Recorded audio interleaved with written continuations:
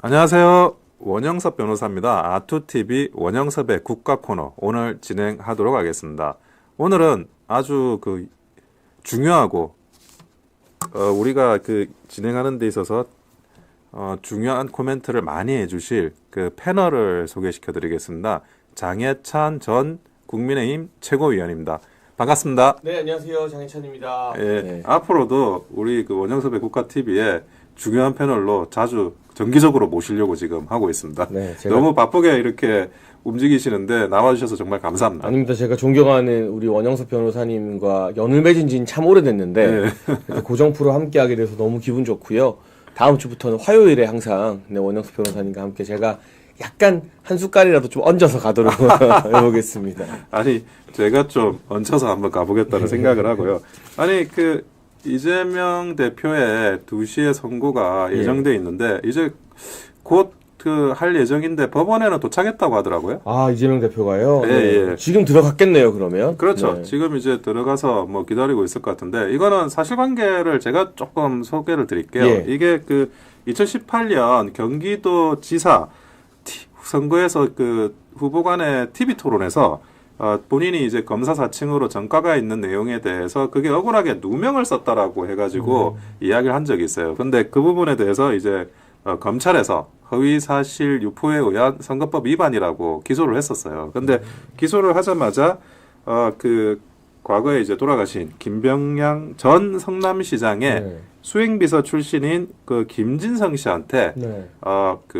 좀 증언을 해달라 위증을 이제 부탁을 한 거죠. 그때 변론 요지서도 김진성 씨한테 주고 그리고 이제 최근이지만 김진성 씨가 이재명 대표가 자기한테 이야기하는 그런 교사하는 내용들까지 다 녹음을 했더랬습니다. 그래서 그 녹음 파일이 법정에서 공개돼서 그것도 한동안 이제 뉴스거리가 되기도 했었는데요. 근데 김진성 씨가 자백을 했어요. 자기가 위증 교사를 받아서 위증을 했다. 이렇게 자백을 했기 때문에 사실은 이게 법률적으로는 끝난 상황 아닌가. 여기에 유무죄를 더 판단할 필요가 있나. 이런 생각까지 사실은 하고 있었거든요. 근데 이게 많은 분들이 궁금해한 거 제가 시청자분 대신해서 좀 질문 드려도 될까요? 질문 좋습니다. 그러면 예. 자백을 한 김진성 씨도 처벌을 받게 되는 거예요? 김진성 씨도 처벌을 받게 돼요. 근데 김진성 씨는 자백을 했기 때문에 예. 구형이 더 적습니다. 네. 그래가지고 8개월을 구형받았고 8개월. 네. 그리고 위증죄는 아주 특이한데 네. 위증죄는 위증죄보다 위증교사죄가 더 세게 처벌해요. 예, 왜냐하면 위증을 교사하는 사람은 보통 이제 자기가 어떤 처벌을 면하려고 하는 자기 목적으로 하는 경우가 많거든요. 네. 위증을 하는 증인은 냉정하게는 참고인 수준이잖아요. 네. 위증으로 이익을 보는 사람이 위증교사 범인 경우가 많아서 실제로는 위증죄보다 위증교사죄를 더 강하게 처벌합니다. 그러면 김진성 씨는 지금 검찰로부터 징역 8개월 구형받았고 아직 선고는 안 난 거네요. 같이 그러면. 선고가 오늘 다 같이 납니다. 그럼 본인도 처벌받겠다는 불이익을 감수하고 자백한 거기 때문에 이분이 거짓말을 할 하등의 이유가 없는 거네요. 어떻게 보면. 예, 이분은 매일 체념하면서 반성한다고 계속 이야기하고 계세요. 네. 그러니까 더 이상 이게 유무죄와 관련한 그런 쟁점이라는 게 우리가 변호사로서 법조인으로 누구라도 보기에 그런 특별한 쟁점이 없는 사건이 돼버린 거죠. 그러니까 이게 이재명 측에서 계속 주장하는 것처럼 위증을 해달라고 한 게 아니라 기억나는 대로 말해달라. 사실대로 말해달라고 했다는 주장도 변호사님이 보시기에는 그게 안 먹힌다는 거죠. 그것도 사실대로 말해달라라는 그 이야기가 기억을 떠올려봐라라는 이런 표현이거든요, 정확하게. 기억이, 이분은 이제 좀 불편해가지고 기억이 안 난다고 자꾸 그러는 내용인데, 기억을 떠올려봐라. 그리고 이제 서류를, 변론요지서를 이미 보내고, 기억을 떠올려봐라라고 이야기를 하는 게, 그게 이제 궁극적으로는, 변론요지서의 내용으로 이야기를 해달라. 이런 취지로 보는 거고요. 그리고 거기에 대해서 이 김진성 씨 같은 경우에는 그만큼 또 압박감을 느꼈다고 이미 본인도 진술을 하고 있습니다. 그렇죠. 그러니까 저는 상식적으로 이해가 안 가는 게 이 김진성이라는 분이 자기가 처벌 안 받으려면 끝까지 거짓말하는 게 맞잖아요. 그렇죠. 나는 그런 위증교사 받은 적 없다고. 예, 예. 근데 본인이 녹취록도 제출하고 예. 법원으로부터 제가 잘못했습니다. 예. 제가 잘못한 것에 대해서는 처벌을 달게 받겠습니다라고 마음 먹고 양심 고백을 한 거잖아요. 맞습니다. 예. 근데 이 양심 고백한다고 처벌이 없어지는 것도 아니고 징역 8개월 구형을 받았어요. 그리고 어떻게 보면 사회적인 너 왜 그때 이재명 말 듣고 위증했냐라는 지탄까지도 감수하고 나선 건데 이분이 대체 무슨 이익이 있다고 이런 거짓말을 하겠냐. 우리가 보통 거짓말이라는 거는 그 거짓말을 통해서 나한테 이익이 있을 때 하는 거잖아요. 그러면 김진성 씨 같은 경우는 이 진술이 100% 인정되면 이재명의 유죄는 그냥 볼 것도 없이 자동 인정이 된다고 봐야 자동 되는 인정이 거예요. 되는 거죠. 그래서 제가 그 이번 달에 중요한 재판 판결 선고가 2개가 있었어요. 하나는 그 이미 지나간 선거법 위반 판결 선고, 그리고 이제 위증교사 판결 선고. 저도 질문을 굉장히 많이 받고 뭐 방송이든 어디 가서 뭐 기자들한테도 질문을 굉장히 많이 받았는데 위증교사는 딱 떨어져요. 근데 선거법 위반은 이게 형이 얼마로 나올까, 비선거권 박탈로 나올까 안 나올까 이런 부분에 있어가지고 그 저는 뭐 당연히 일반인이라고 하면 그 당연히 중형이 선고돼야 될 사건이지만 그게 혹시라도 이게 좀 적게 선고되면 어떡하지 그런 고민이 약간 있었는데 근데 위증교사의 유무죄 판단은 전혀 뭐 그거는 이 사건을 위증교사로 유죄로 하지 않으면 대한민국의 위증교사로 판결 선고할 사건이 없습니다. 그래서 지금 형량만 지금 남아있는 사안이라고 저는 그렇게 생각을 하고 있었죠.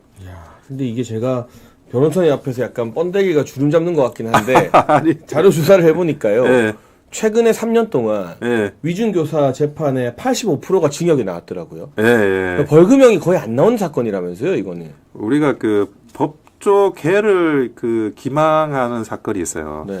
첫째가 위증죄. 위증죄는 네. 판사를 속이는 거예요. 네. 그리고 무고죄. 네. 무고죄는 검사를 속이는 거예요. 네. 그리고 변호사법 위반. 네. 변호사법 위반은 변호사가 해야 될 어떤 업무를 변호사 자격도 없이 하는 거예요. 이거는 보통 그 초범이라도 중형이 선고됩니다. 이 기본적인 사법 질서를 흔드는 사건이라고 보기 때문에 사법방해죠. 근데 우리나라는 그 대륙법계가 아니라 영민법계라 보니까 배심원죄가 아니에요. 배심원죄가 아니라서 배심원죄를 두고 있는 영민법에서는 사법방해를 중죄로 처벌합니다. 그러니까 판단을 일반 민간인들이 하는데 그 일반 민간인들이 어떤 이 사법방해 행위에 쏠릴 가능성이 있어요. 그래서 사법방해를 중죄로 처벌하는데 그런 사법방해를 이제 대륙법계에서 규정한 게 이제 위증죄하고 무고죄거든요.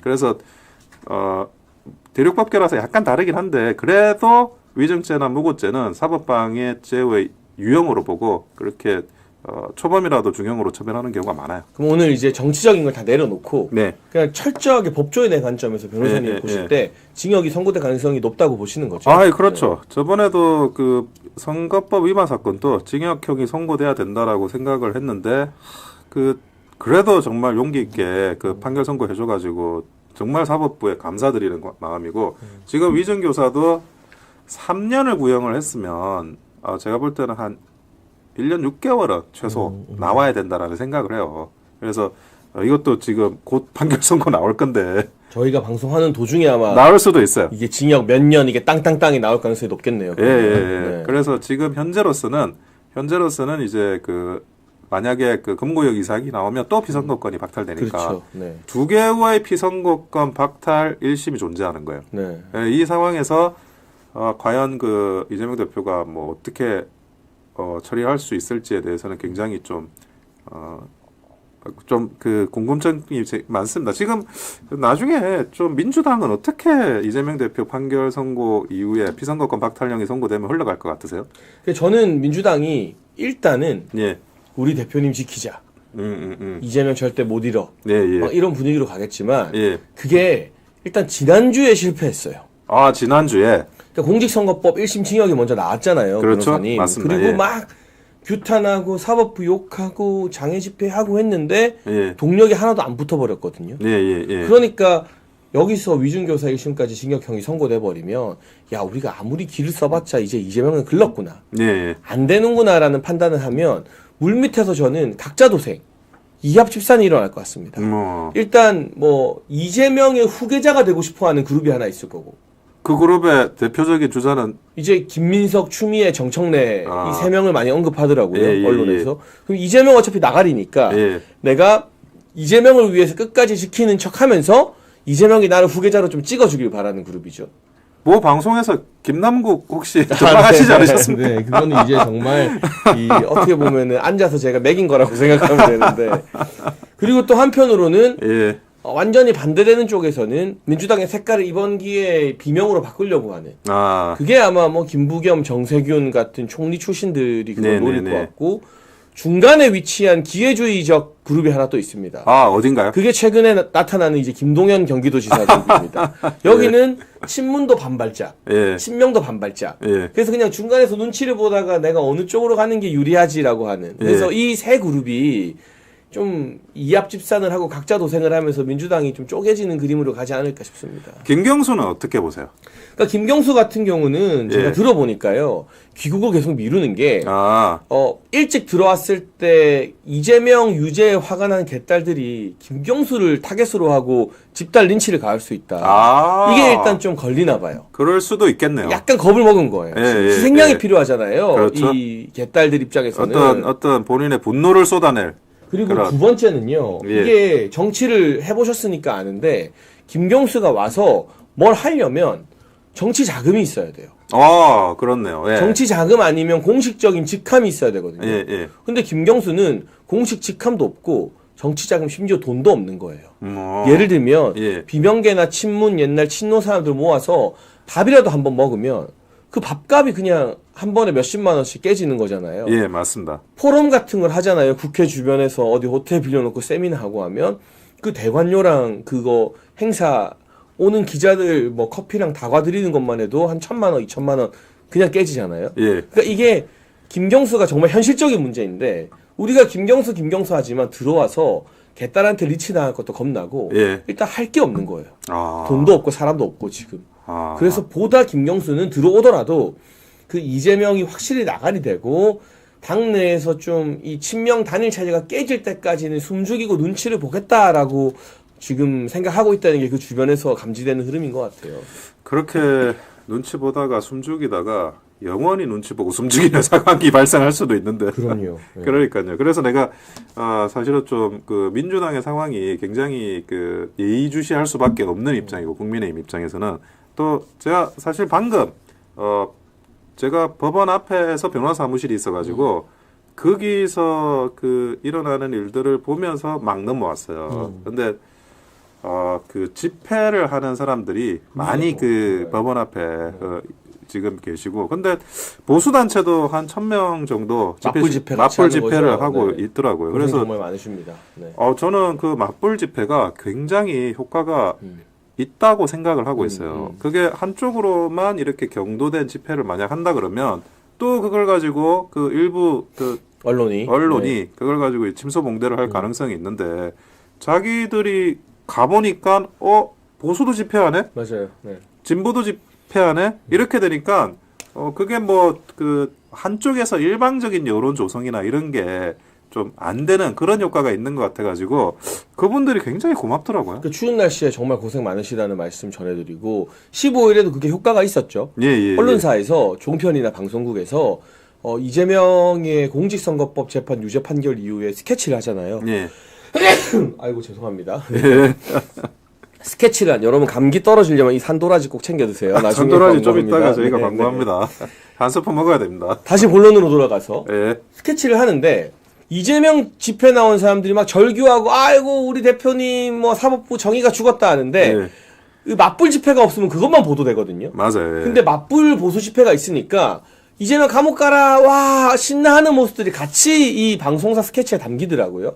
그러면 그 언론 보도를 접하는 국민들 입장에서는 야 이거 이재명 재판에 분노하고 슬퍼하는 집회만 있는 게 아니라 이게 반반이구나.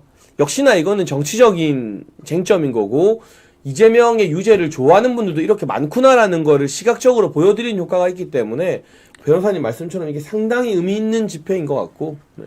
예, 그리고 게다가 또 28일에는 그 백현동 로비스트 김인섭에 대한 또 대법원 최종 선고가 있어요. 그리고 29일에는 이화영에 대한 항소심에 대한 선고가 있는데 이거는 제가 좀 설명을 드릴게요. 그 백현동 사건 같은 경우에는 이번에 15일에 선거법 위반으로 판결 선고됐을 때 유죄로 인정받은 국토교통부의 협박이 있었느냐. 바로 그 부지와 관련한 그 용도 상향, 4단계 용도 상향과 관련한 사건이 백현동 사건입니다. 네. 근데 김인섭이라는 사람이 그 용도 상향을 주도했던 로비스트인데 이분이 항소심까지 5년형을 선고받았어요. 근데 지금 그 대법원에서 그 판결 선고를 28일 날 앞두고 있는데 대법원의 판결 선고는 양형을 다투지는 않아요. 양형을 다투질 않고 유무죄만 다투는 상황입니다. 유무죄만 다투는 상황에서 28일 날 또 그 김인섭이 판결이 확정이 되면 그것조차도 제가 볼 때는 이재명 대표에 대한 굉장히 좋지 않은 그런 영향을 미칠 가능성이 높고요. 그리고 29일에 이화영 항소심 선고가 있는데 9년 6개월형을 받았습니다. 9년 6개월형을 받은 분이 또 항소심 선고가 있는데 제가 볼 때는 참 그 너무 이렇게 사법부에 감사하다는 생각도 들고 정말 좀 이렇게 같은 법조인으로서 이제 사법부의 어떤 질서가 잘 돌아간다라는 생각도 드는 게 6월에 항소심이 시작이 됐는데 지금 한 5개월 만에 항소심 판결 선고가 되는 것 같아요. 굉장히 빠른 거죠. 굉장히 빠른 것 같아요. 그래서 항소심 선고가 빨라지고 전반적으로 사법부가 빨라지는 것 같은데 우리 장전 최고는 어떻게 이 상황을 좀 바라보세요? 그래서 굉장히 중요한 말씀을 해주셨는데 이화영 1심이 6월 선고. 예. 근데 2심이 지금 그러면 11월 1월 선고인 예, 거잖아요. 11월 29일 선고입니다. 이게 바로 이재명 2심의 속도를 예측할 수 있는 바로미터다. 아, 예, 예. 근데 사실 재판의 난이도나 예. 자료나 이런 걸로 따지면 이화영 재판이 훨씬 더 길고 복잡한 재판이잖아요. 맞습니다. 그거는. 대북송금 재판이. 대북송금 재판이니까. 근데 이게 1심이 일단 딱 나오니까 2심에서는 특이사항이 없으면 새로운 증인신문 같은 게 추가가 잘 안 되잖아요. 예, 예, 예. 1심에서 한 자료를 가지고 2심 판사들이 한 번 더 보는 거잖아요. 그렇기 때문에 그 어려운 재판도 2심이 5달 만에 났어요. 그럼 이거보다 훨씬 쉬운 재판, 간단한 재판이 이재명의 공직선거법이나 위증교사는 2심이 5달보다 더 안 걸릴 수도 있다. 그러니까 2심, 3심이 뭐 5달 걸린다고 쳐도 2025년, 그러니까 내년 가을이나 겨울 이맘때쯤에는 이재명의 3심까지도 거의 끝나지 않겠는가. 그러니까 다음번 지방선거가 2026년 제 기억으로 6월이었던 것 같은데, 그렇죠? 예, 예. 2026년에 이 지방선거 이전에 우린 이미 이재명의 민주당이 아니라 그게 누가 될지 모르지만 또 다른 민주당을 상대하고 있을 것이다. 이재명의 운명은 지방선거 이전에 정리가 되면 우리가 대선을 앞둔 그 중요한 지방선거에서 그 분위기로 저기 사법 리스크 수개가 단죄당한 정당이 되는 거잖아요. 그 분위기로 또 지방선거 대승을 이어나가는 그러한 이 전기를 만들기 위한 시간이 저는 충분히 올 거라고 생각을 합니다. 지금 사실은 윤석열 대통령에 대한 지지율이 20%가 붕괴되면서 뭐 애로사항이 있었지만 또 대국민 간담회도 하시고 네. 그리고 여러 가지 이제 뭐 외교적인 성과라든지 그리고 아마 오늘 또 말레이시아 정상을 만나고 계실 거예요. 정상회담 중이죠. 네. 예, 그리고 며칠 뒤에 또 라트비아 정상을 또 만나고 그런 식으로 이 성과를 내는 모습을 보여주면서 굉장히 이 지지율이 반등하고 있지 않습니까? 지지율이 반등하고 있으니까 한편으로는 그런 어떤 정무적인 준비도 착실히 하고 가시다 보면 이 상황들이 여러 상황들이 뭐 공교롭게도 더 이렇게 탄력을 받을 수 있는 상황이 저는 되지 않을까라고 좀 추측을 합니다. 근데 조국도 12월 12일에 판결 선고예요. 드디어 잡혔구나. 그러면 그것도 사실은 윤석열 정부에게는 굉장히 큰 호재가 될 수 있겠죠. 예. 조국혁신당의 또 대표가 조국이니까요. 그게 대법원으로 확정 판결이 되어서 조국은 너 유죄다.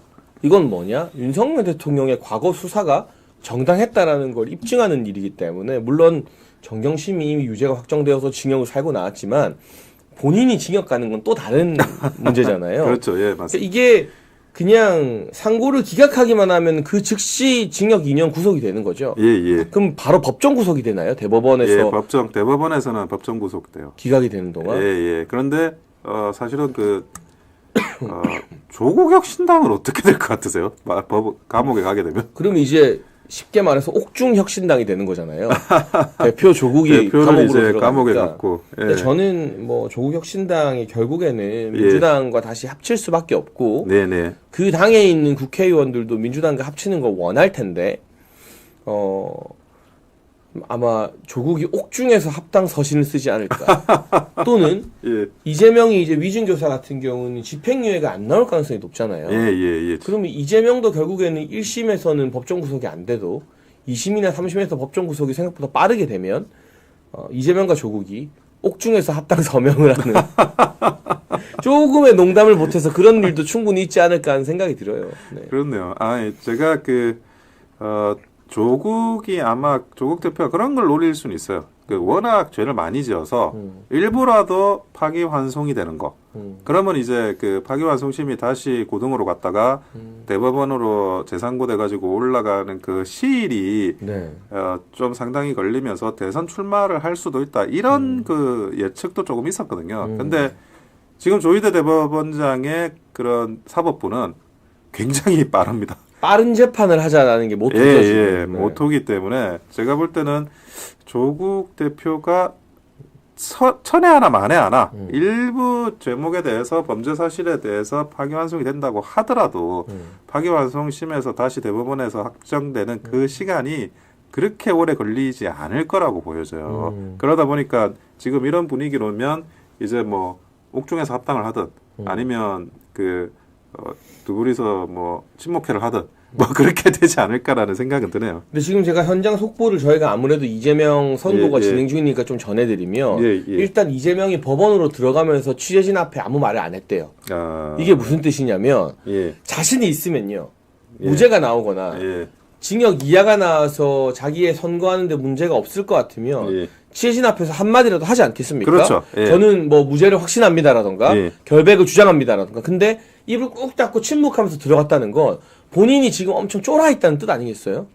그게 변호사가 법을 잘 알기 때문에 법을 또 두려워해요. 한편으로는 뭐 법꾸라지라는 말도 있고 법을 아니까 이용한다라고 생각도 하는데 그게 아니라 이거는 걸리고 이거는 안 걸린다는 걸 너무나 잘 알기 때문에 자기 스스로가 제일 잘 아는 거죠. 자기 스스로가 제일 잘 알아요. 그래서 그런 부분에 대해서 이재명 대표가 아무 말 안 하고 들어가지 않았나 싶은데 저는 이재명 대표가 그 판결 선고 받고 나오면 할 말이 뭔지는 알겠어요. 뭐라고 할까요?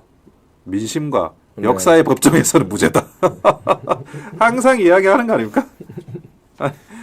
지금 예. 또 다른 속보가 나왔는데요. 예. 이재명 대표 측에서 이번 위증교사 사건이 예. 검찰이 법을 어긴 거다. 아. 이게 검찰청법에서 검찰이 수사를 개시할 수 있는 사건이 아니다라고 항변을 했는데 예. 재판부가 선고 서두에 예. 이건 검찰청법은 구체적인 범죄를 대통령령에 위임했고 예. 부패범죄, 경제범죄 등은 예시적 열가종으로 보는 것이 타당하다면서 이재명 대표 주장을 기각했다고 합니다. 아니 뭐 너무나 당연한 이야기죠. 그리고 그런 부분과 관련해 가지고 지금 그 이재명 대표가 팩트에 대한 반발은 하지 않고 그러니까 위증교사 했냐 안 했냐 이거잖아요. 그때 그거는 뭐 그런 반박은 좀 핵심이 아니고 엉뚱한 이야기, 뭐 절차적인 이야기 이런 거 해봤자 그게 뭐 의미가 없잖아요. 그거 누구랑 되게 비슷한데요? 네. 했냐 안 했냐 물어보는데 예. 했냐 안 했냐에 대해서는 대답 못하고 쓸데없는 걸로 말꼬투리 잡고 막 절차 따지고 하는 거 되게 이재명이나 한동훈이나 비슷비슷하다라는 생각이 아니 좀 많이 그래서 들어요. 잠시 지금 다음 속보가 뜨기 전에 네. 우리가 당원 게시판 사태 이것 좀 이야기를 하겠습니다. 네. 오늘 최고위에 일어났던 일 어떻게 보셨나요? 일단 저는 최고위원을 해봤잖아요. 예. 이거는 그러니까 정성국 부총장, 신지호 부총장 같은 사람들은요. 네. 일단 최고위에서 발언권이 없어요. 예. 저 사람들 말하면 안 되는 사람들이에요. 그렇죠. 왜냐하면 최고위원회는 최고위 의결권을 가진 최고위원들이 당을 이끌어가는데 토론하고 의결하는 기구입니다. 나머지는 전부 다 배석자예요. 근데 어디 부총장 딸이가 최고위원 김민정 최고위원한테 소리치고 막 협박 비슷하게 하고 고성을 한다는 건지 이게 당 기간이 개판인 거거든요. 그러니까 보다 못한 신동욱 원내수석 대변인이 아니 최고위원이 말하는데 부총장이 따지는 게 말이 되냐라고 정리를 했어요. 그럼에도 불구하고 정성국 이 사람이 눈이 돌아가가지고 막 내가 못할 말 했냐라는데 할 말 못할 말 그 내용에 대한 평가도 둘째치고 당의 최고위라는 기구에 대해서 한동훈 대표 측이 지금 무시를 하고 있는 겁니다. 여기는 정책의 의장까지만 말할 수 있어요. 사무총장도 발언권이 없어요. 그래서 저희 지도부 회의할 때는 사무총장이나 여의도 연구원장 이런 사람들이 말하고 부총장이 말하는 건 상상도 못한 일이고 말을 하고 싶으면 양해를 구해야 돼요. 제가 발언권이 없는데 발언해도 되겠습니까? 그럼 당대표와 최고위원들이 고개를 끄덕이면 그때 말하는 거예요. 그러니까 이게 친한계가 이 사람들이 정치도 모르고 당도 모르는 사람들이잖아요. 당의 최고위라는 공식 대표 기구를 완전히 아수라장으로 만들고 있는 거예요. 이게 내용을 떠나서 형식적으로도. 그래서 제가 최고위원 출신으로서 너무 기가 차서 말이 안 나옵니다. 그리고 사실 김민전 최고위원 유일한 여성 최고위원인데 이거 제가 봤을 때 정성국이라는 분이 막 고성으로 지르고 눈 부라리고 했다는 거는 저는 여성에 대한 어떤 이 폭력일 수도 있을 것 같아요.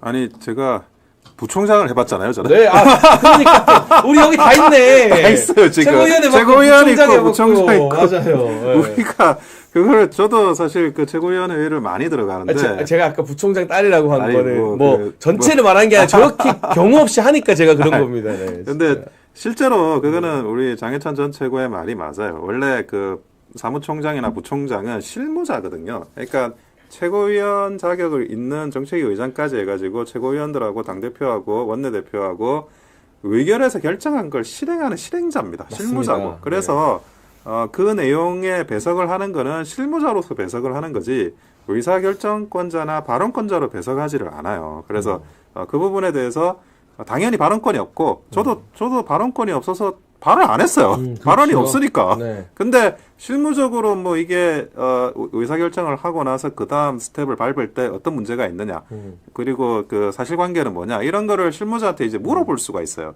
그 최고위원들이. 그러면 그때는 이건 이렇습니다, 저건 저렇습니다. 과거의 관례나 뭐 전례가 이렇습니다. 이런 쪽으로 물어보면 답하는 존재거든요. 그렇죠. 예, 그래서 그런 분들이 이거를 최고위원하고 그 감히 저런 말을 한다라는 거는 상상도 못했던 일이에요. 그러니까 이게 말이 안 되는 일이에요. 그러니까 당이 사실은. 뭐 네. 이상하게 돌아가는다는 생각밖에 제가 안 드는 거예요. 어떻게 저런 말을 할 수 있는지. 근데 신동욱 원내 거기 대변인이죠. 네, 네. 예, 신동욱 원내 대변인은 그런 부분을 당생을 안 해봤는데도 참 정확하게 짚으셨네. 아무래도 언론인 출신이다 보니까 예, 이게 예. 최고위가 어떻게 구성되고 돌아가는지를 좀 아시는 것 같은데 예, 이런 식이 되면 이제 대변인들도 다 말하고 이 말 저 말하면 최고위 난장판 되는 거예요. 난장판이죠. 근데 신동욱 의원이 오늘 기자들에게 나와서 무슨 말 했냐면 원래 부총장단이 저렇게 막 편들면서 막 하면 당대표가 말릴 줄 알았다. 그래야죠. 정성국 의원 가만히 있어라. 예, 예, 신지호 부총장 말하지 마라. 예. 발언권 준 거 아니다. 근데 자기 편이니까 나서서 자기 대신 김민전 의원을 겁박하고 막 고성해주고 소리 지르고 하니까 계속 냅뒀다는 거예요. 그러니까 보다 못해서 신동욱 의원이 나선 거예요. 그러니까 이게 저 친한계라는 사람들이 당의 공식 기구를 우습게 보고 무슨 깡패처럼 점령군처럼 구는 게 얼마나 심각한 사안인지 저는 이 자체가 내용도 말할 것도 없지만 이 자체가 굉장히 심각한 사안이라고 생각합니다. 아니 그래서 저도 그 옛날부터 그게 이해가 안 되는 게 저번에 이제 런닝메이트 제도가 아니지. 런닝메이트 하면서 선거운동을 하는데 원래 그런 방식의 선거운동이 그 전에 우리 당에는 없었어요. 아니 우리 당이래. 국민의힘에는 없었습니다. 왜냐하면 그렇게 하면 이기고 지고를 떠나가지고 이제 그 전당대회가 끝나고 그리고 나서 분열의 후유증이 많이 생기기 때문에 이거를 뭐 비공식적으로 이렇게 아름아름한 거지 그거를 대놓고 공개적으로 한 적이 없어요. 근데 그냥 해버리는 거예요. 그러니까 나중에 어떤 후유증이 생기고 이게 하나의 원팀으로 만드느냐의 문제를 그 고민을 하지도 않고 그냥 그래도 당이 아무리 그 국민의힘이 탄핵 이후에 힘들었다고 해도 대한민국의 역사 70년의 역사를 이끌어온 정당인데 그 정당에서 기본적인 소양이나 기본적인 원칙을 지키지 않는 모습을 보면서 나는 과연 이게 전당대회가 끝나고 나서도 제대로 그 그 당 운영이나 이런 부분이 정상적으로 가동될지에 대한 의구심이 굉장히 컸었습니다. 왜냐하면 그렇게 노골적으로 뭐 팀 한동훈 이렇게 해가지고 러닝메이트한 전례는 없었거든요. 없어요. 그러니까 이게 은근히 사람들이 알게 예. 행사를 같이 간다던가. 그렇죠. 뭐 이런 식으로 하는 게 우리가 지켜왔던 정치적 최소한의 관례이고 룰이었어요. 금도인 거지. 예. 노골적으로 우리 팀입니다. 우리만 찍어주세요 하면서 문자 보내고 같이 다니고 하는 거는 이 당의 분열을 야기할 수 있기 때문에 모두가 조심해왔던 부분이거든요. 그거는. 그래서 그런 분열을 생길 수 있는 행동을 하고 그리고 또 당대표가 되고 나서도 이제 뭐 그 차별화라고 해야 되나? 그런 그 용산과 차별화한다는 이름으로 뭐 이것저것 뭐 많이 있었죠. 근데 저는 그 독대를 그렇게 왜 주장을 했나? 제가 그게 좀 굉장히 의아해요. 그러니까 독대를 하고 나서도 뭐가 한동훈 대표가 무엇을 좀 얻어간 건지, 무엇을 얻어갈 수 있다고 생각을 한 건지, 그게 지금 또 뭐 정확하게 잡히지가 않거든요. 어떻게 보세요? 이렇게 독대를 계속 주장했던 거는? 그러니까 결국에는 내가 대통령과 같은 급이다. 예. 난 동급이다. 그리고 이제는 윤석열 대통령의 시대, 뭐 임기가 반이나 남았지만 끝났고 한동훈의 시대다. 한동훈이 이 보수를 다 장악했다라는 거 보여주기 위한 억지 떼쓰기였다고 생각하는데 그 독대에서 왕창 깨지지 않았습니까? 그리고 그 독대 이후로 한동훈 대표의 모든 일들이 안 풀리고 있습니다. 지금 보면. 왜냐하면 사람들이 기대했던 건 독대 자리에서 뭐 민생 그리고 정말 이 정치 개혁 이런 아젠다를 던질 줄 알았는데 거기서 내내 했던 김건희여서 꼬투리 잡기 그리고 유튜버들이 나 공격해요. 이 이야기를 대통령과의 독대에서 꺼낸다는 게 말이 됩니까? 그게 그 사람의 어떤 그릇의 크기를 보여주는 거기 때문에 저는 그 독대 이후에 한동훈 대표에 대한 중도층과 원래 한동훈 대표를 밀어줬던 보수 언론의 실망감이 굉장히 커진 것 같고 최근 조선일보와 동아일보를 중심으로 한 보수 언론의 사설이나 기사 논조도 한 대표에게 계속 비판적으로 바뀌고 있어요. 우리가 완전히 밀어주고 만들려고 했는데 야 이건 안 되겠다.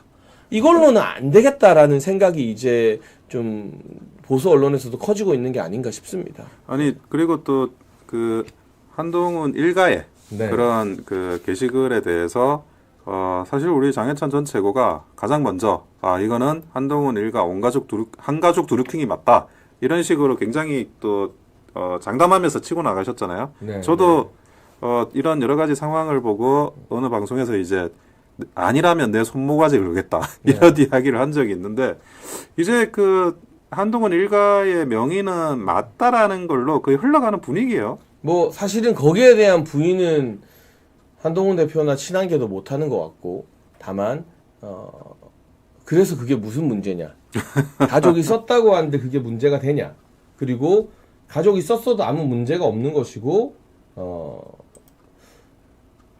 이게 밝히는 것 자체가 뭐 당원 당규의 위반이다 이런 주장을 되풀이하고 있는 거죠. 예, 근데 그 부분과 관련해서 이거를 언제까지 이런 식으로 미봉하고 버틸 수 있을까요? 제가 볼 때는 언론이나 이거를 뭐 문제가 해결되기 전까지는 이게 절대 어떻게 소강 상태로 갈 수 없는 사안이고 저는 다음번 목요일 최고위원회는 또 어떤 일이 일어날까? 이거는 김민전 최고나 김재원 최고 같은 분들이 그냥 넘어갈 것 같진 않아요. 예. 왜냐하면 이제 감정을 상하게 만들어 버렸기 때문에 예. 최고위 도중에서 김민전 최고의 발언을 끊고 한동훈 대표가 오늘 끼어들어서 성질을 내고 막 했기 때문에 그리고 국민의힘의 다른 의원들도 이걸 그냥 두고 볼 것 같지는 않습니다.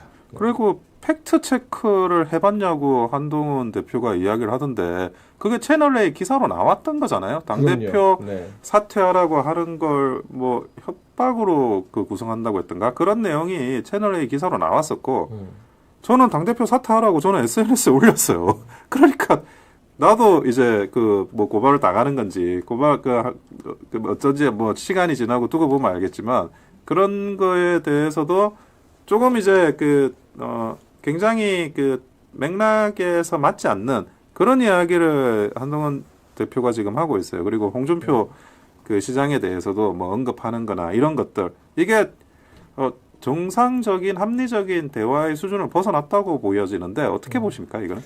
네, 뭐 이것도 뭐 홍준표 시장이 자신을 여성 속옷 입었다고 공격하지 않았느냐. 근데 제가 알기로 홍준표 시장은 그런 언급을 직접 한 적은 없고요. 예. 다만 그거는 네티즌들이 한동훈 대표의 예. 뭐 의혹이나 사진을 보고 의문을 제기한 건데 이런 거는 굳이 할 필요가 없는 이야기거든요. 그렇죠. 네.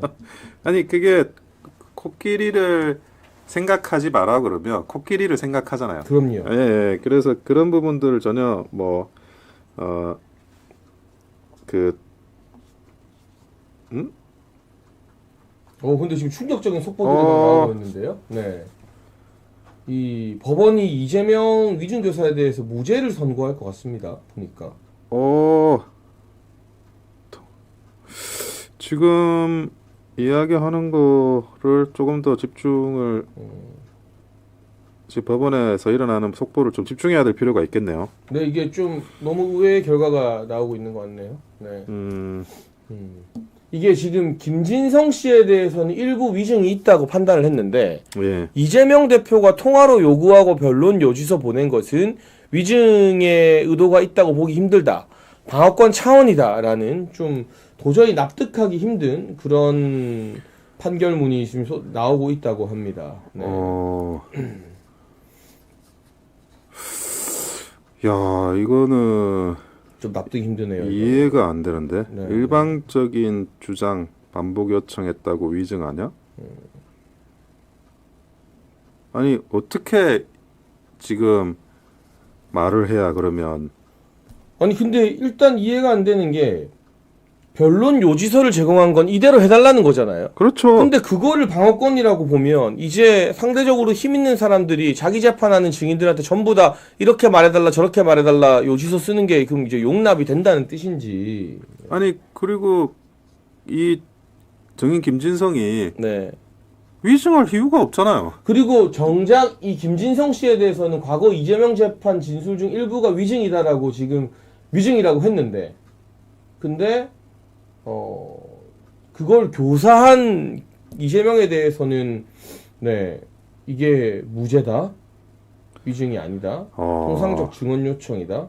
아니 과거에 구속영장을 기각했던 유창훈 판사도 네. 위증 교사는 소명이 됐다라고 그러니까요. 이야기를 한 적이 네, 있는데 네. 이거를 다르게 판단을 한다? 네, 정말 이해가 안 되네요. 이게 참 1심 판결이 이렇게 튀는 결과가 나올 수가 있나 싶은. 네. 위증한 사람이 위증 교사를 받았다는데. 네. 위증한 사람은 위증 교사를 받았다고 자백을 하고 그게 아니라 위증 교사한 사람은 위증 교사한 게 아니다라고 인정을 한다? 그러면 김진성 씨는 대체 뭐하러 위증을 한 거겠습니까? 뭐 사실대로 그냥 말하면 되는데 그러니까요. 교사 당하지도 않은 걸 그냥 본인이 취미생활로 위증을 한 건가요, 이분은? 이야, 정말 이해가 안 되네요. 네.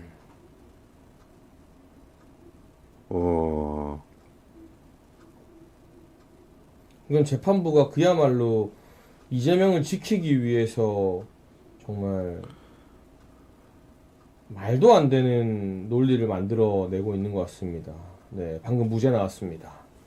와, 야, 이건 이재명도 예상을 못했겠다. 이재명도 예상을 못했을 것 같은데 그거는 양형 정도는 예상을 해도 와, 아유 이게 뭐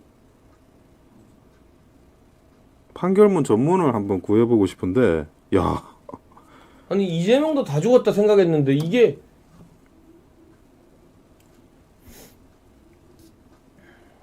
죄송합니다. 저희가 방송 중에 오디오가 뜨면 안 되는데 그러니까 이거 너무나 그때 여러분 너무 다 이게 같이 충격적인 충격적이라서 사안이라서 예. 저희가 이거 뭐 사실관계가 뭔지 조금 더 보느라 지금 그 오디오가 지금 빈 것 같아요. 그러니까 지금 제가 속보를 좀 보니까 예.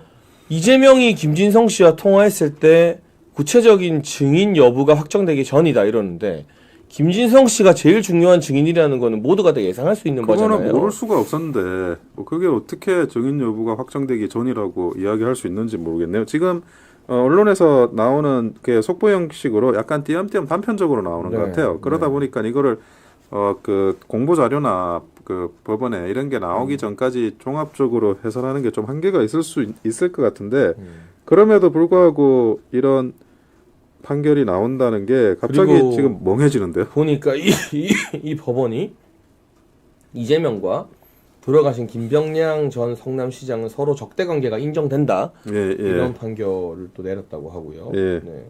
근데 전 진짜 이해가 안 되는 게 김진성 씨는 과거 일부가 위증이다라고 법원이 판결을 했거든요. 예, 예. 그럼 위증한 사람이 있고 그걸 시킨 사람은 없는 겁니까? 그러니까 그 이재명 대표의 교사가 아니면 김진성 씨는 왜 위증을 하는 거죠? 이분이 그냥 위증죄로 그냥 순수하게 처벌받으시려고 본인의 어떤 자발적인 그런 야. 마음으로. 근데 이게 그러면 정말 선거법 1심에서 징역 1년 나왔던 게 그게 진짜 정말 신의 한 수가 된 건데 이게 예, 어떻게 보면 아니 야. 그 선거법 위반으로 1심이 나오지 않았다 그러면 네.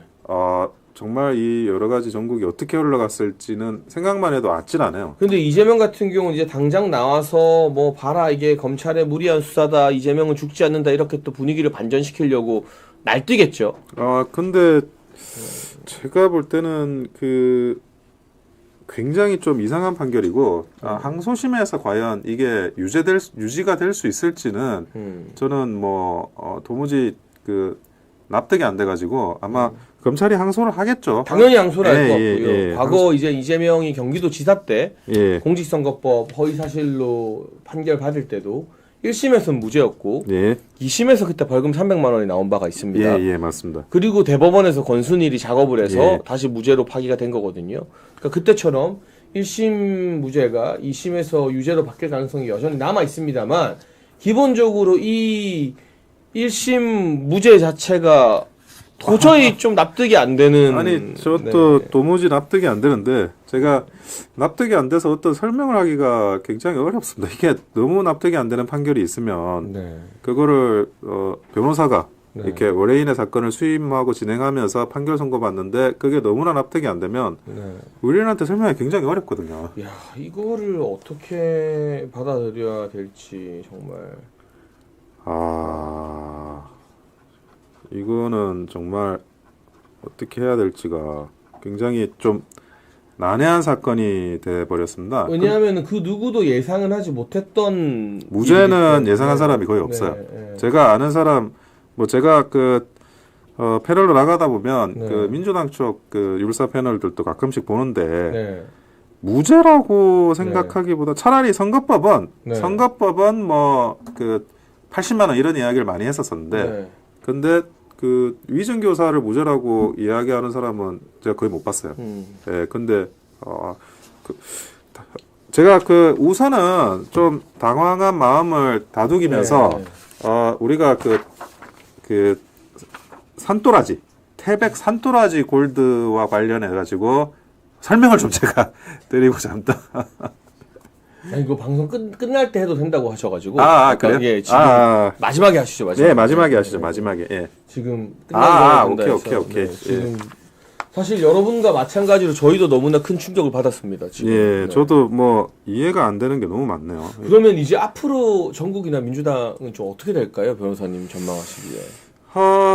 그런데 선거법 위반이나 네. 이런 것들이 그대로 이제 1심에서 1년을 받았기 때문에 네. 그게 그 뭐 100만 원 이하로 내려갈 가능성은 사실은 네. 거의 없긴 해요. 특히나 많은 사람들이 김문기 씨 사건을 이야기를 하지만 저는 그 국토교통부로부터 백현동 관련해서 협박을 받았다.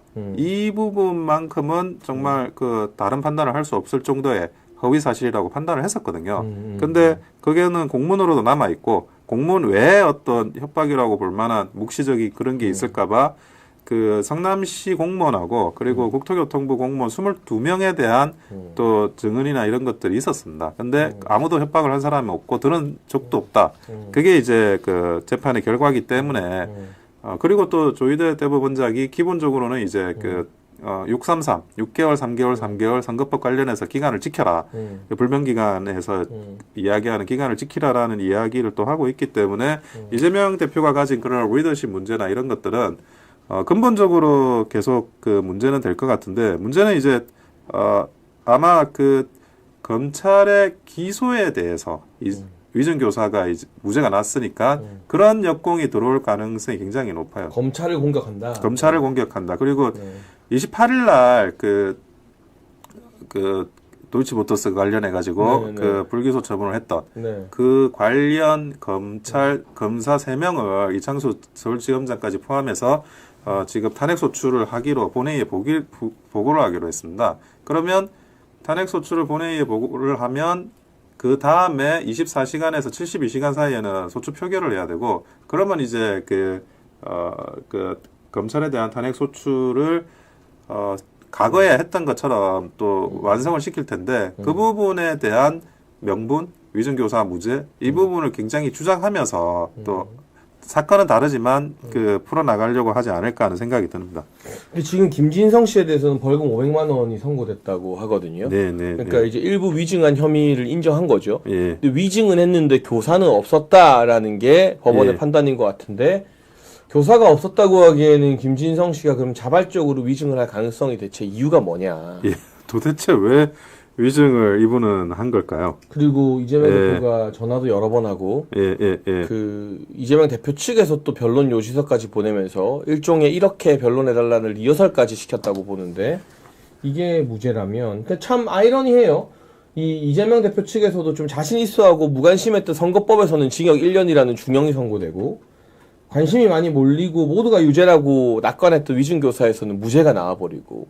아니 그러니까 이재명 대표와 관련한 그런 그 사건은 판결이 예측을 벗어나요. 무슨 말이냐? 과거에 이제 그 전원합의체 권순일 대법관이 개입돼 있는 그 판결에서도 아니 그 토론회에서 급작스럽게 질문 받아가지고 응답하는 거는 그거는 이제 그 사실과 객관적인 사실과 다르다고 하더라도 허위 사실 유포에 의한 선거법 위반으로 볼 수 없다. 이게 새로운 판례가 만들어진 그러니까 거거든요. 그거는 권순일 때문에 예. 토론 때는 우리 이제 거짓말해도 되는 면죄부가 생긴 거죠. 아니 그래서 토론 때 거짓말을 하는 그런 밑자락이 다 깔린 거고, 이번에도 사실 그런 허위 사실들이 굉장히 많았었습니다. 토론회 과정에서. 네. 그런데 그것도 그렇게 되고, 이번에도 결국 그 변론 요지서를 주면서 기억을 되살려서 진술해 달라 이런 이야기를 한다는 게 그 이 변론 요지서 따라 그 진술을 해달라는 그런 취지로 해석이 되지, 그게 어떻게 다른 취지로 해석이 될 수가 있는지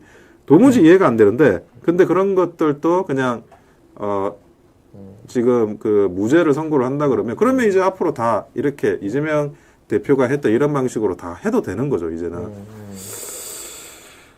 참 이해가 안 돼가지고 답답하네요. 굉장히 답답한 상황들이 지금 일어나고 있어서 그렇게 참 근데 지금 어쨌든 그 앞으로 28일에 그런 김인섭에 대한 선고도 있고, 그리고 29일에 대한 항소심 선고도 있고, 그리고 이재명 대표에 대한 본인의 그런 그 대북송금 관련한 1심이 또 진행되고 있어요. 그것도 신속하게 진행이 되려고 신우진 부장의 그런 재판 진행을 보면 좀 추론해서 생각을 해볼 수는 있어요. 근데 사법 리스크 자체가 저는 사라지지는 않는다. 그렇게 저는 지금 보고 있습니다. 예. 그럼요. 일단 선거법 1심은 징역 1년이 나왔기 때문에 이게 무죄로 바뀌거나 형량이 대폭 감면돼서 벌금 100만 원 이하가 나오는 건 거의 불가능에 가까운 상황인 거잖아요. 맞습니다. 사실은. 불가능합니다. 그 부분은. 예. 그리고 지금 현재도 뭐 그 이재명 대표가 가지고 있는 뭐 비록 위증교사로 무죄를 받았다고 하더라도 네. 제가 볼 때 이거는 항소심으로 가면 얼마든지 뒤바뀔 가능성이 여지가 높다. 있다. 네. 예, 저는 이제 그렇게 보여지는 사건이라고 판단이 됩니다. 야, 근데 참, 이게 아마 방송을 중계하는 분들이 계시면 저희들처럼 또 허탈한 생각을 하시는 분들이 꽤 있으실 것 같아요. 근데 이거는 이재명의 구속영장을 기각했던 유창훈 판사. 예. 그러니까 보수 지지자분들이라면 잊을 수가 없는 이름인데 예. 그 유창훈 판사조차도 위증교사는 혐의가 소명됐다라고 그렇죠. 그 예. 영장 기각하면서까지 이거는 사실상 유죄다라고 봤는데 예. 이거를 무죄를 줄 수 있다는 게 야. 그럼 앞으로 재판 있을 때 관련된 사람들한테 전화하고 변론 요지서 쓰고 막 이대로 해달라고 하는 게 다 아무 이제 문제 없는 기가 차다. 야.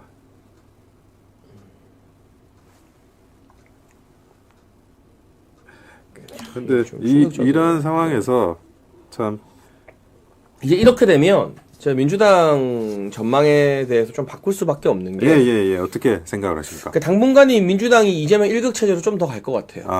그럼 선거 이게 순서인데 네. 조삼모사라고 하지만 그게 먹히니까 조삼모사인 거잖아요. 그렇죠. 예. 근데 예를 들면 위중교사가 먼저 무죄가 나오고 예. 공직선거법에 1년이 나왔으면 충격이 더 컸을 텐데 예. 얘네 입장에서는 이번 위중교사 무죄를 막 들이대면서 예. 공직선거부터 바꿀 수 있다 막 이런 식으로 당내 분위기를 조성할 겁니다. 그러면서 아까 말했던 비명계나 이재명의 대안이 튀어나오지 못하게 막 압박을 하고 공직선거법 2심 재판부에 대한 압박도 엄청 하겠죠. 예. 너네 하나 때문에 대선 주자가 대통령 못 된 거 너네 책임질 수 있냐?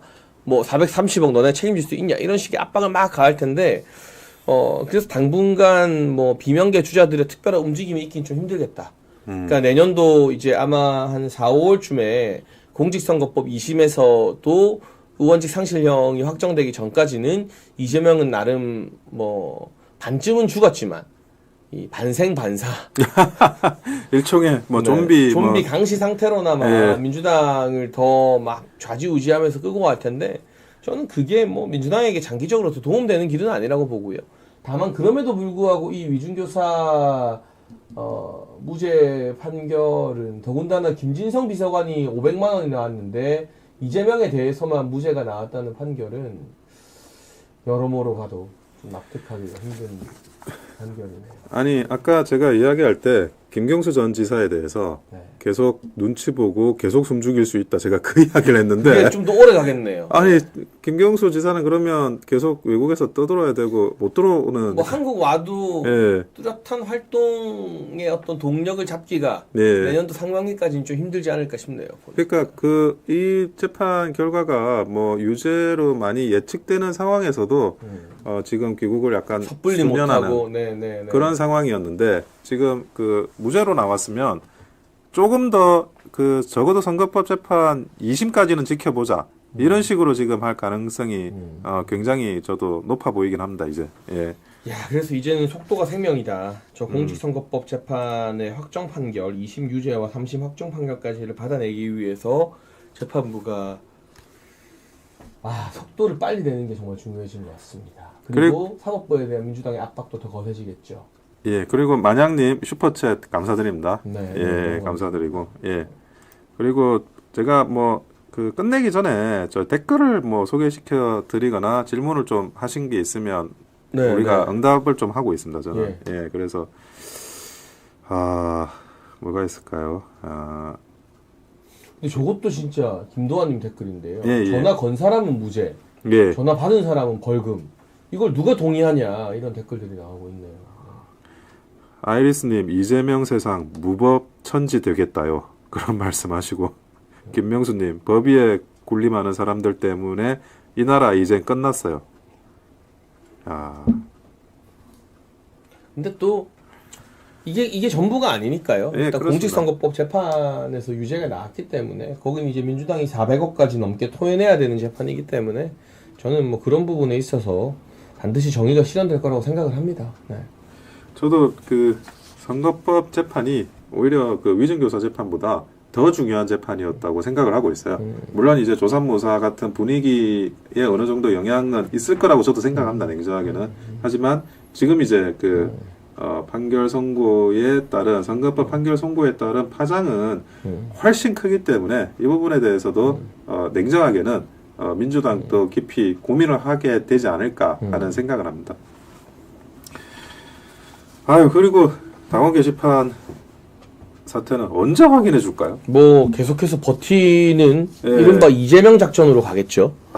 그냥 버티고 끝까지 가다가 이게 결국 경찰의 압수수색 영장이 안 나올 거라고 보고 있는데 변호사로서 분석하시기에 업무방해 혐의. 그러니까 저는 이제 그 가족 명의가 이 글을 올릴 때마다 1분 간격으로 해서 그 가족들의 명의가 업무방해 여론 조작에 쓰인 정황이 뚜렷하다고 보는데 이 정도 정황이면은 이 사람들 신원을 확인하기 위한 압수수색 영장이 나올 가능성이 있는 건가요? 아니요. 압수수색 영장은 사실은 뭐 구속영장하고 다르게 훨씬 더 간이하게 나옵니다. 그리고 그 내용을 확인하는 거 말고 신원을 확인하는 거 말고 다른 방법이 없는데 당에서는 그걸 제공해주지 않으니까 압수수색 영장이 나올 가능성은 굉장히 높다고 보여지고요. 이게 컴퓨터 등 업무 방해도 있고 그리고 정보통신망법 위반도 있어요. 네. 그러니까 자꾸 이제 그 신원 확인을 안 해주는데 그러면 명의자가 삭제를 한 건지 직접 네. 네. 아니면 명의자가 아닌 제3자가 명의를 이용해서 삭제를 했는지 그것도 지금 불명확한 상황에서는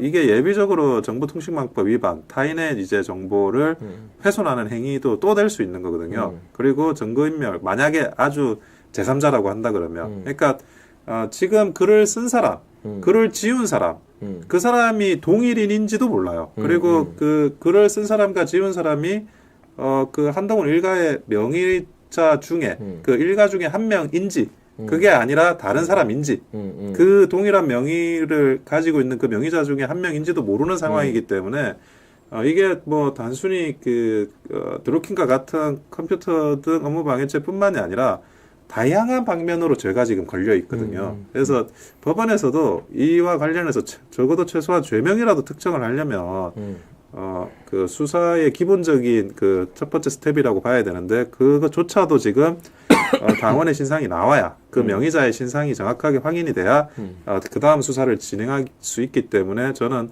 압수수색 영장이 나오는 데는 큰 문제가 없을 거라고 보여집니다. 근데 저기는 지금 압수수색 영장 안 나올 거라고 믿고 버티는 거잖아요. 그런데 근데 이렇게 버티다가 영장이 나와서 국민의힘의 어떤 당사나 서버가 한동훈 때문에 압수수색을 당하게 되고 까봤는데 그 명의가 진짜 가족이었다는 게 밝혀지면 그건 정치 이제 영원히 못하게 되는 거 아닌가요? 아니 그렇죠. 아니 지금 이렇게 버티는 거 하나하나가 네. 명분이 없는 행위를 계속 쌓아나가고 있는 거거든요. 근데 그렇게 쌓아나간 명분이 없는 그런 그 하우스 오브 카드라 그러죠. 종이로 만든 집. 그게 그 밑단이 무너져 버리면 그게 어떻게 제대로 서 있을 수가 있어요. 정말 높이 올라가면 올라갈수록 더 크게 무너지는 그런 상황이기 때문에 사실은 장해찬 전 최고가 저기 일전에 말한 그대로 일찍 말을 하는 게 일찍 자백하고 이실직고를 하는 게 그나마 그런다고 책임이 약해진다는 게 아니라 그나마 네. 그래도 더 나을 수가 있었다. 그런데 이게 지금 확인을 긴지 아닌지 확인도 못 해주고 나중에 이게 드러나게 되면 그동안 이제 어쨌든 한동훈 대표의 일가가 아닐 거라고 믿었던 사람들조차도 그분들의 그런 분노 앞에 직면할 수밖에 없다는 거죠. 이미 보니까 친한게도 이게 가족이 아니다라고 믿는 사람은 없는 것 같아요. 아. 가족인데 뭐가 문제냐 이렇게 그렇죠. 나오고 있는데 우리는 그 내용도 문제지만 예. 내용도 당의 전수조사 결과 발표한 다르게 문제가 심각한 게 많아요. 가족들도. 예, 근데 예. 이거를 한 명이 조작한 거다. 예. 이게 1분 간격으로 그 가족들이 쪼르르 올릴 수 아니, 없다. 그러니까 제가 볼 때 상식적으로 네, 불가능하죠. 그게 뭐 정보통신망법에 의한 명의 도용이 됐든 예. 아니면 컴퓨터 등 장애에 의한 업무방해가 됐든 네. 이거는 분명히 불법의 여지가 있다라고 보는 것이기 때문에 그러니까 범죄가 안 되려면 어떤 특정한 날 다 모여서 각자 뭐 핸드폰이나 이런 거 들고 글을 올려야 돼. 그래야지 그 정도 수준이 아니면 이 범죄의 혐의를 벗어나기는 굉장히 어려운 상황입니다. 네. 예. 아휴, 아무튼 오늘 이재명의 이 무죄에 대한 충격이 좀 크고 당분간 또 요 충격파가 정치권을 강타할 것 같습니다. 예, 그렇습니다. 예. 근데 정말 이해가 안 되는 김진성은 위증인데 이재명은 교사를 하지 않았다라는 네. 와. 그런 말도 안 되는 판결. 네. 그래서 지금은 많은 분들이 뭐 댓글로 그런 분노의 감정을 많이 네. 말씀하세요. 네, 저도 네. 이게 과연 이게 정상적인 판결인지를 저도 납득이 안 돼서 우리 저기 시청자분들께 설명을 하기가 객관적으로 어렵습니다. 네. 뭐 판결문을 보고 세세한 분석이 가능하겠지만 네. 도저히 이해할 수 없는 그런 판결인 것 같습니다. 예. 네. 아, 이제는 좀 산토라지 먹을 타임이 왔나요? 네, 광고 한번 설명해 주시죠. 네. 예. 저희 산토라지 말씀을 하나 드리고자 합니다. 100% 국산 건도라지, 태백 산도라지 골드. 기관지 건강에 도움이 필요하신 분, 당뇨, 고혈압, 면역력 강화가 필요하신 분에게 추천드립니다. 여기에 더해 사포닌 성분이 다량 함유되어 기침과 천식에도 도움을 준다고 하는데요. 하루에 한 스푼으로 간편하게 섭취 가능한 태백 산도라지 골드를 아투TV 구독자 한정 3+3 총 6개월분을 구입할 수 있는 조로의 찬스. 태백 산또라지 골드를 구매하실 시청자분들은 010-726-4455로 문의 부탁드리겠습니다. 아유, 그래도 심적인 충격도 크고 일단은 하나를 저도 한 스푼 떠서 먹어야 될 것 같습니다.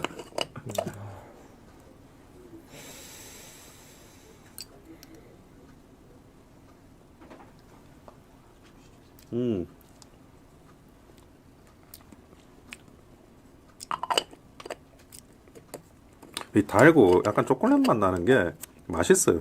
먹어보면.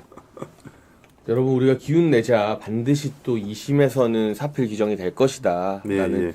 그런 말씀을 꼭 좀 드리고 싶습니다. 네. 아이고야. 그 위증죄와 관련한 이런 그 기본적인 질서가 무너지는 게 저는 단순히 이 재판을 통해 가지고 뭐 그 이재명 대표가 풀려났다가 아니라 증인의 증인이란 게 그 재판을 진행하는 사법부가 운영되는 핵심적인 그런 중요한 수단이거든요. 네네. 근데 그 수단이 이렇게 쉽게 유린당해도 이걸 처벌하지 못한다라고 하면 과연 이 사법부의 그런 재판의 질서는 어떻게 유지될 수 있는가라는 그런 좀 근본적인 의문이 드네요. 저희가 아마 뭐 내일 원영석 변호사님이 이 판결문에 대한 구체적인 분석 해주실 것 같고요. 여러분 오늘 좀 허탈하시겠지만 반드시 사표 규정이 될 것이다. 예. 이재명이 또 1심에서 공직선거법으로는 징역 1년을 받았으니까요. 한번 조금 더 위증교사 재판 등등이 어떻게 되는지 한번 지켜보고 분석을 해봐야 될 것 같습니다. 네. 예, 오랫동안 시청해주신 여러분 감사드립니다. 그러면 오늘 우리 장혜찬 전체가와 같이 하는 원영섭의 국가 코너 이만 줄이도록 하겠습니다. 감사합니다. 감사합니다.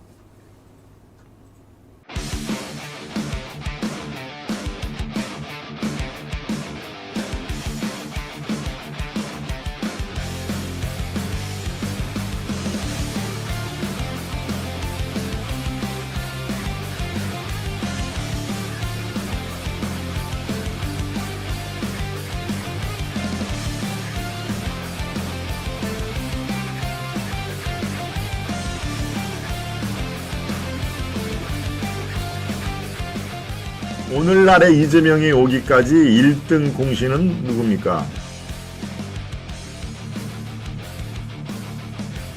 통합진보당이 생겨나서 그 다음 2012년도에 하는 거 보니까 민주노동당하고 하는 짓이 똑같아요. 맞죠. 그리고 지역구의 상황들, 정치 신인을 배치해야 되는지 결국 이런 모든 것들은 경험을 하지 않고 판단을 한다라는 게 거의 불가능에 가깝습니다. 지금 한동훈 대표는 당 내에서도 최상병 특검과 관련해서는 궁지에 몰리고 있는 겁니다.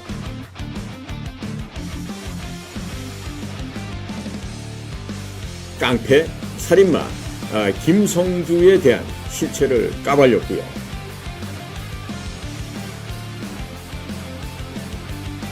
이제 윤석열 정부가 원전을 수주하는 것까지 발목을 잡겠다. 뭐 이런 것 같습니다.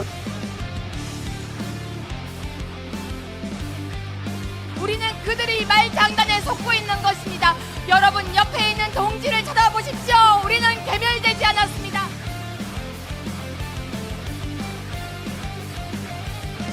김정은은 이런 것들을 가장 잘 이용해 왔습니다. 네. 김씨 족속이 그랬죠. 그렇죠.